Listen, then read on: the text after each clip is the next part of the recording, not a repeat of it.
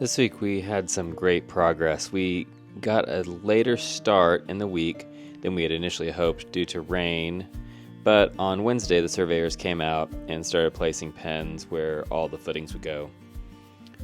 You don't have to use a surveyor to do this work, but they make it way more precise. They are able to find the exact center points to ensure that each footing is dug out and positioned right. So they get their proper corner and then drop flags and wood pens at the center points for each of the holes.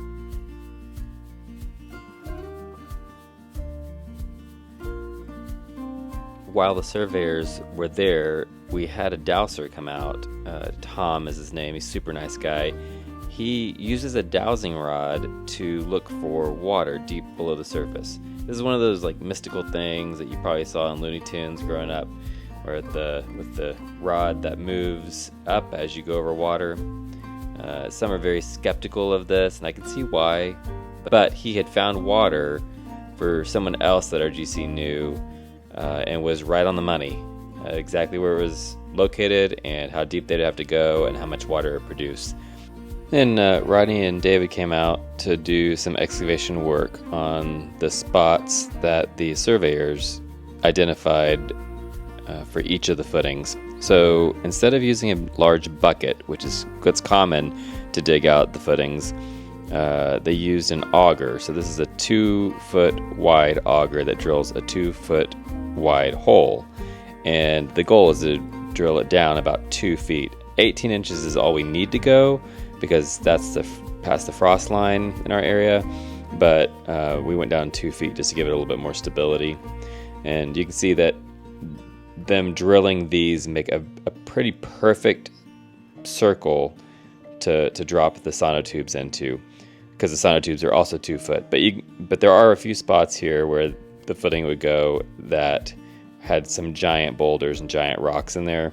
So we ended up having to use that rectangular bucket anyway to dig out those. Those will be less clean, but these are examples of the ones that were actually dug out with the auger. We had to get rid of some of the roots that were kind of in the way, but for the most part, they didn't have that many roots, and most of them didn't actually have any. Once we got all of those dug out, then we had to manually dig out of those pits to get rid of all of the loose dirt, because before you pour concrete in, you need to have a really clean foundation for the concrete to pour into. Nobody was hurt in the delivery of these sonotubes. So the next thing we did was construct out of rebar these tic-tac-toe games, which we proceeded to play the rest of the day. No, we didn't really do that, but we did put together a bunch of these, in fact 21 of them, because every single one of these sonotubes needs to have a tic-tac-toe grid of, which I'm sure there's a real proper name for, but I'm just calling it that.